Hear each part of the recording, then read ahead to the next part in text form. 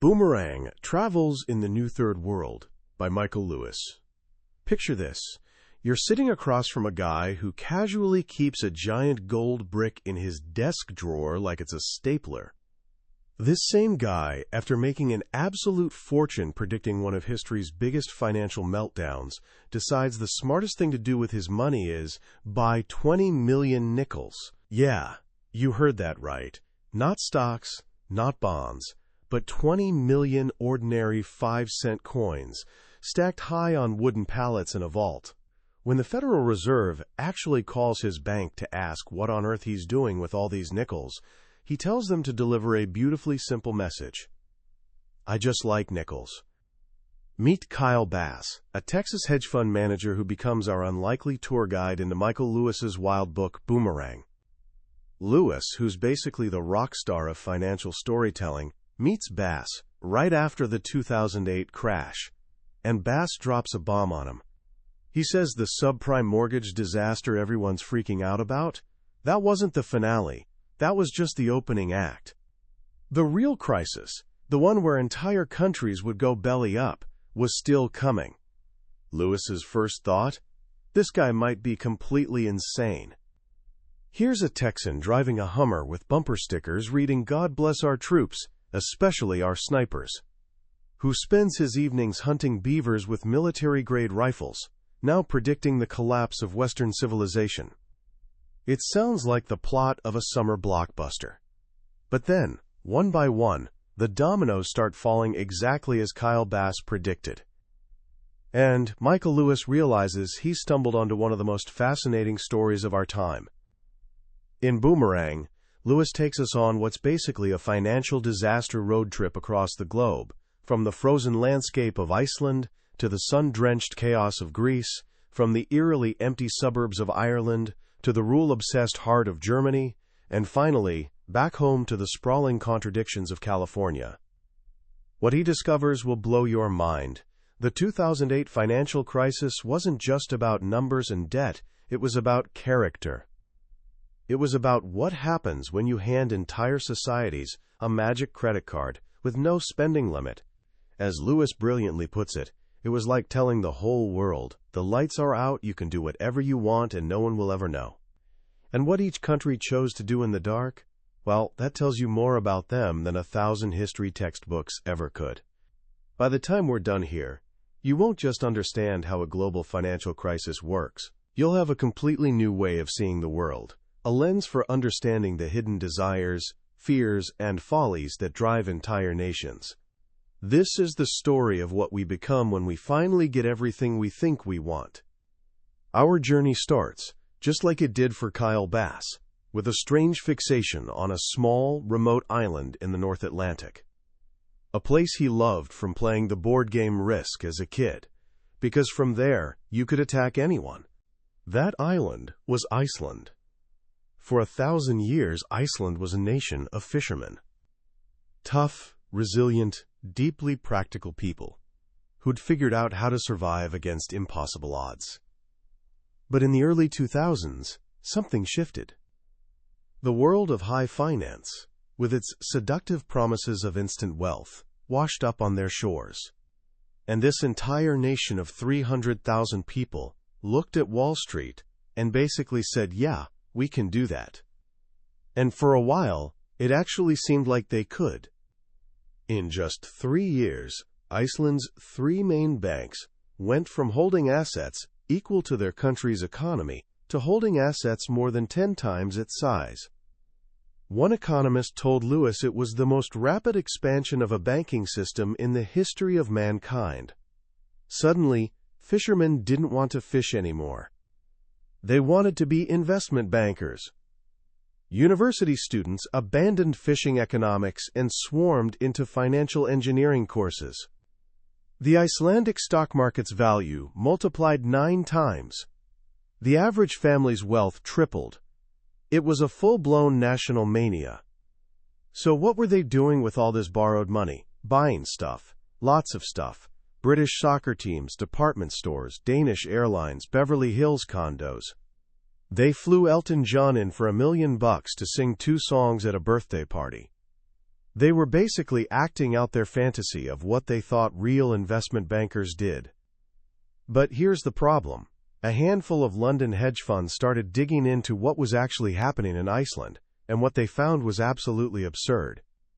It was basically a few dozen guys, all from the same community in Reykjavik, borrowing tens of billions of dollars from abroad, and then re-lending it to themselves and their buddies at inflated prices. One manager explained it to Lewis like this: "You have a dog and I have a cat. We agree that each is worth $1 billion. You sell me the dog for $1 billion, I sell you the cat for $1 billion. Now we're not pet owners anymore. We're Icelandic banks with $1 billion in new assets." The whole thing was pure fantasy, and when the crash came in October 2008, it wasn't just a bank that failed, the entire country of Iceland went bust. Overnight, every man, woman, and child in Iceland was on the hook for about $330,000 in banking losses. It was so catastrophic that a third of the population seriously considered leaving the country. Lewis traveled there to see the aftermath. He found a city littered with what he calls asshole capitalist architecture, half-built glass towers that screamed midlife crisis. And he heard these wild stories of people's car payments suddenly costing more than their houses. See, during the boom, with local interest rates at 15%, clever Icelanders had borrowed in Japanese yen and Swiss francs at 3% to buy their Range Rovers. But when their currency collapsed, their car loans exploded. So what did they do? Some people started setting their Range Rovers on fire to collect the insurance money.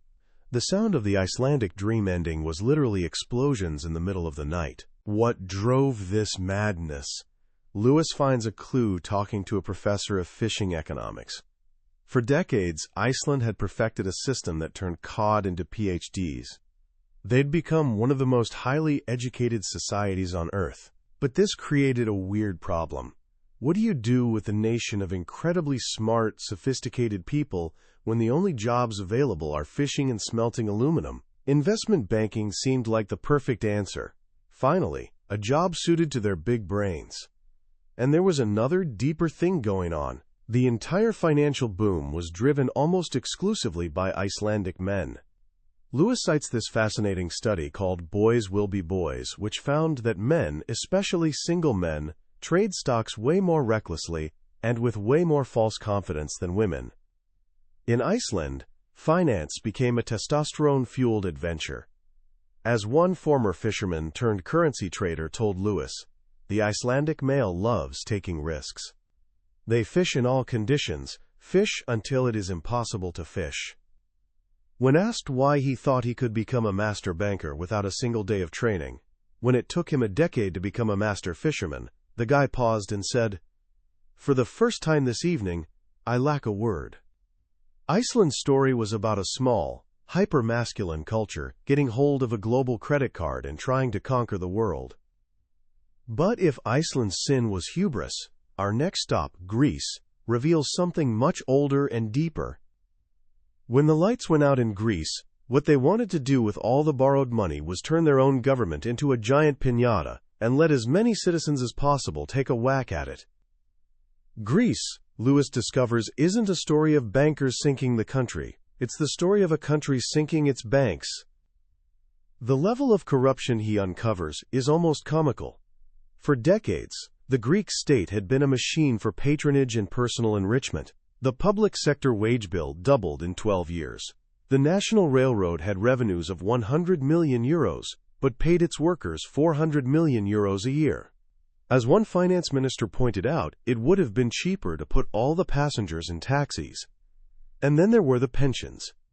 More than 600 professions, including hairdressers, radio announcers, and waiters, had somehow managed to get classified as arduous, letting them retire with a full pension as early as 50.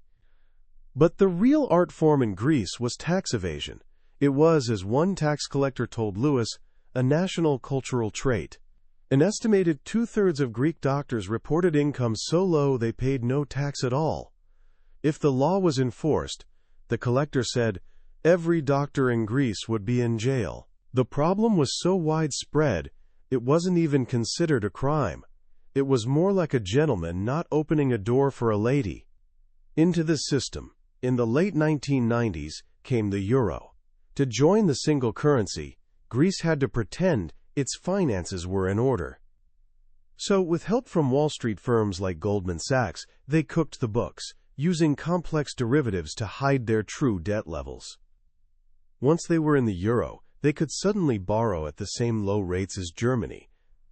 The piñata was suddenly stuffed with hundreds of billions of dollars. The result was total moral collapse. Lewis finds a society with almost zero civic trust. Everyone assumes everyone else is cheating, bribing, or stealing, which only encourages more cheating, bribing, and stealing. It's a collection of individuals where the guiding principle is every man for himself. So what finally brought this system crashing down? In a twist only Michael Lewis could uncover, the scandal that toppled the Greek government and exposed the country's bankruptcy didn't come from a bank or a politician. It came from a remote, 1,000-year-old monastery. The Vagopaidi Monastery, on the holy peninsula of Mount Athos, was a crumbling ruin until the early 1990s, when a group of energetic young monks, led by an abbot named Father Ephraim, took over. They were brilliant fundraisers. They got money from the EU for cultural restoration. They even got the Spanish government to pay reparations for damage done by Catalan mercenaries in the 14th century. But their masterstroke was discovering an ancient Byzantine deed in the monastery's archives, granting them ownership of a lake in northern Greece. The lake itself was worthless. But the monks, led by Father Ephraim and his shrewd CFO, Father Arsenios, used their political connections to swap that worthless lake for prime government-owned real estate, worth, by some estimates, over €1 billion. When the story broke, the Greek people weren't outraged by decades of political corruption. They weren't outraged by the tax cheating. They were outraged that a bunch of monks had come in and exploited their corrupt system better than they could. The scandal brought down the government. A new prime minister came in, and for the first time, he was forced to reveal the true catastrophic state of the nation's finances. The piñata had finally burst. From the chaos of Greece, we travel to Ireland, a country whose story is somehow even more tragic. If the Greeks used foreign money to plunder their own state, the Irish used it to buy their own country from each other. Ireland in the late 1990s was the Celtic tiger, an economic miracle nobody saw coming. A nation that had been one of Europe's poorest for centuries suddenly became one of its richest. Nobody was entirely sure why. One fascinating theory Lewis uncovers, from two Harvard demographers, is that the boom was triggered by the legalization of contraception in 1979. A falling birth rate meant more working-age people, relative to dependents, creating a demographic sweet spot. Whatever the cause, the Irish went from being abnormally poor to abnormally rich without ever experiencing normal. So when the wave of cheap money arrived, they were in a vulnerable state of mind. They decided to get rich by building houses for each other. An insane property bubble took hold. The construction industry swelled to nearly a quarter of the entire economy. They were building half as many new houses a year as the United Kingdom, a country with 15 times the population. In parts of Dublin, you could rent $1 million home for less than $1,000 a month. The investment made 0 cents. It was a national delusion, a family lie sustained only because no one dared to question it. Well, almost no one. Lewis introduces us to Morgan Kelly, an economics professor at University College Dublin who specialized in medieval population theory. He had zero interest in the Irish economy. He found it tiny and boring. But in 2006, he started seeing his former students, now working as bank economists, appearing on television, all repeating the same mantra: "We're going to have a soft landing." Kelly knew this was nonsense. Real estate bubbles don't have soft landings. They crash. So he started Googling.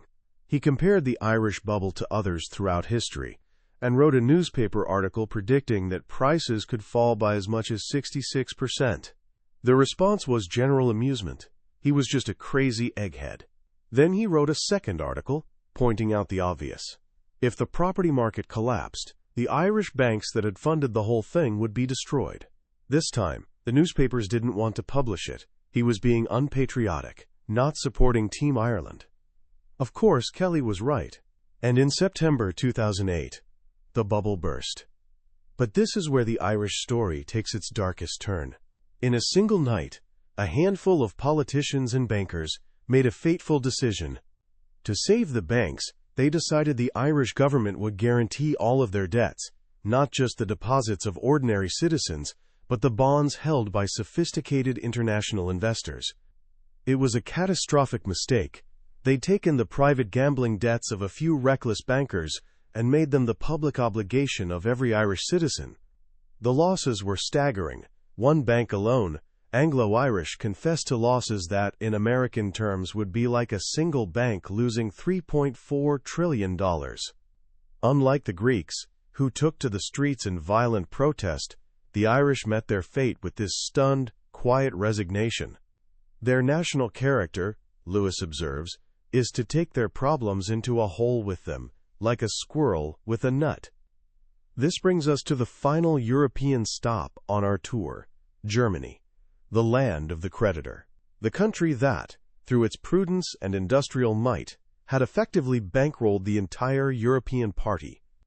To understand Germany, Lewis turns to this peculiar academic text by an anthropologist named Alan Dundes, titled "Life is Like a Chicken Coop Ladder."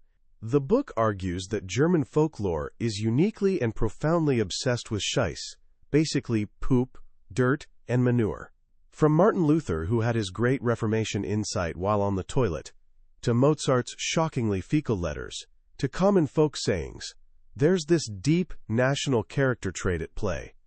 A public obsession with cleanliness that masks a private fascination with filth. As one German told Dundes, they long to be near the mess, but not in it. And this, Lewis realizes, is the perfect metaphor for Germany's role in the financial crisis. At home, the German people were paragons of fiscal virtue. No credit boom, no housing bubble. Their behavior is deeply in German genes, a finance minister tells him. But their bankers?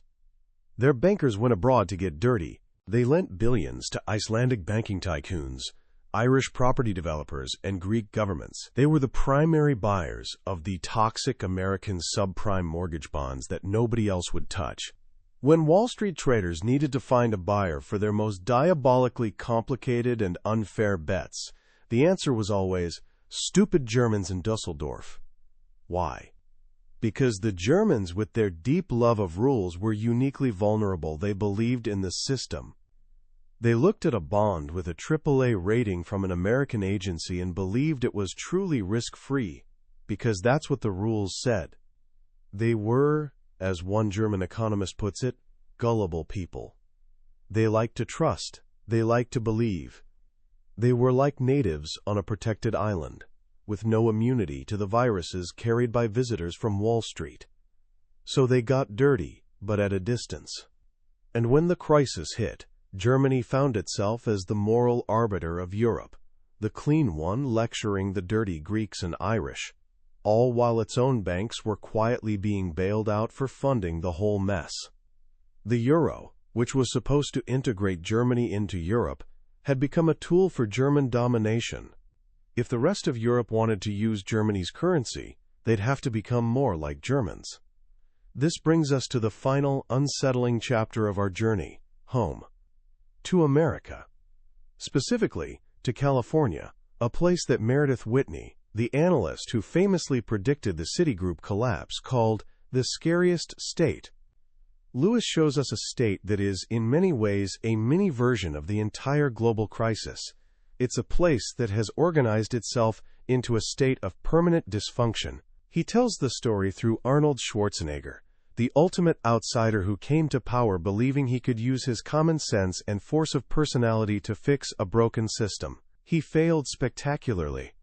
He discovered a political machine designed to prevent anything from getting done. Highly partisan legislators elected from gerrymandered districts who required a 2/3 majority to pass any new tax.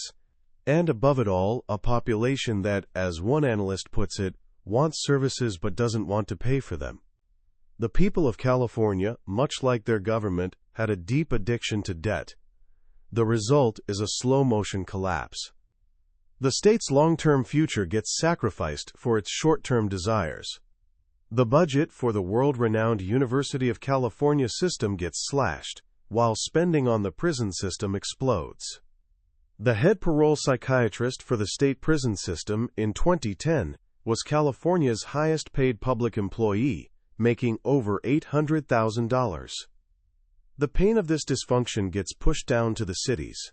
We visit San Jose, where the mayor, Chuck Reed, is dealing with what he calls service-level insolvency.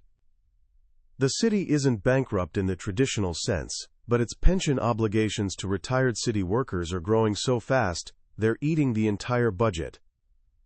They've closed libraries, cut back parks, and laid off police officers and firefighters for the first time in history. The city is becoming nothing more than a vehicle to pay the retirement costs of its former workers. And finally, we visit Vallejo, the city that hit absolute rock bottom. A city that actually declared bankruptcy because it could no longer afford the contracts it had promised its police and firefighters. The city hall is empty, the traffic lights are permanently blinking, and foreclosure auctions happen on the front steps. What happened? Lewis finds the answer in a theory from a UCLA neuroscientist named Peter Whybrow. Whybrow argues that the human brain, which evolved in an environment of scarcity, is neurologically unprepared for the extreme abundance of modern American life. We're hardwired to grab as much as we can of things we perceive as scarce. When faced with a chocolate cake, our ancient lizard brain screams, "Eat it," overwhelming the more modern, rational part of our brain that knows about our diet. Our society, Whybrow says, has become one giant, upgraded chocolate cake. The endless credit, the instant gratification, the multi-million-dollar bonuses on Wall Street, they all activate that lizard brain. We've lost the ability to self-regulate at every level of society, from the individual subprime borrower to the state of California. He illustrates this with the story of Henry, a pheasant at Blenheim Palace who, after a harsh winter left him as the sole survivor, found himself in control of a newly seeded field. With unlimited food, Henry ate and ate until he grew so fat he couldn't fly anymore. One day, a fox ate him. This is the chilling warning at the heart of Boomerang. But it's not where Lewis leaves us. In the wreckage of Vallejo, he finds a spark of hope. He meets the new fire chief, a guy named Page Meyer who's forced to completely rethink his profession. With half the resources, he has to find new, more efficient, smarter ways to do the job. He has to cope with an environment of scarcity. The story of the financial crisis, in the end, is the story of our relationship with abundance and scarcity. The boom was our mad, indulgent feast. The bust is the difficult, painful, but maybe necessary, reckoning. What Michael Lewis does so brilliantly in Boomerang is show us that economics isn't about spreadsheets and algorithms, it's about people. It's about culture, psychology, and the stories we tell ourselves. The most powerful lesson for me is this idea of national character revealed under pressure. It's a profound thought. We often think of countries in terms of their politics or economies, but Lewis encourages us to think of them as having personalities, complete with hidden desires, tragic flaws, and deep insecurities. The Icelanders, desperate for a new identity beyond fishing, became reckless adventurers. The Greeks, crippled by a lack of trust, turned on themselves. The Irish, unable to believe in their own good fortune, built a prison of debt. And the Germans, haunted by their past, tried to buy their way into a new European identity, only to find themselves reluctantly in charge of it. And what about America? The story of California is a stark reminder that we're not immune. Our lizard brain, as Dr. Whybrow calls it, is just as active here as anywhere else. Our desire for more, for now, without thinking about long-term consequences, is incredibly powerful. We see it in our national debt, our consumer culture, and in the political paralysis that prevents us from addressing our biggest problems. So what can you, a 17-year-old just starting to make your way in the world, take from this? First, be skeptical of easy money and instant gratification. Whether it's a credit card offer, a student loan, or a get-rich-quick scheme, understand that there's always a price to be paid. The global economy of the last 2 decades was built on the illusion of a free lunch. Boomerang is powerful proof that the bill always comes due. Second, pay attention to culture. The biggest risks aren't always in the fine print of a contract. They're in the unexamined assumptions of the group. The Irish bankers weren't evil. They were caught in a collective delusion. The German bankers weren't stupid. They were culturally incapable of imagining the cynical rule-bending of their American counterparts. Learn to step outside the herd and ask the simple, obvious questions that nobody else is asking. Be your own Morgan Kelly. And finally, remember the story of Vallejo. Hitting bottom isn't always the end. Sometimes it's the necessary beginning. It's the moment when the delusions crumble and you're forced to confront reality. It's in that scarcity, in that moment of reckoning, that real creativity and resilience are born. The new fire chief, with half the resources, wasn't just cutting back. He was being forced to innovate. That's perhaps the most hopeful message in this entire sobering tale. Our greatest challenges can, if we let them, become the source of our greatest strengths. That was a summary of Boomerang, Travels in the New Third World by Michael Lewis. We've explored the main journeys today, but I have to be honest with you. A summary can only ever be a map. The real treasure is in the journey itself. The magic of a Michael Lewis book is in the details, the quirky characters, the unbelievable dialogue, the moments of dark humor that make these complex subjects so human and accessible. This summary is designed to help you decide if this book deserves a place in your mind. If any of these stories sparked your curiosity, grab a copy. Reading it isn't just about learning economics. It's about gaining a deeper, more nuanced understanding of the strange and fascinating world we all share. A link to the book is in the description. Also, if you found this journey valuable, please show some love by hitting that like button and subscribing to the channel. That way, you won't miss our next deep dive into another life-changing book from the billionaire's bookshelf. Let's keep learning and growing together.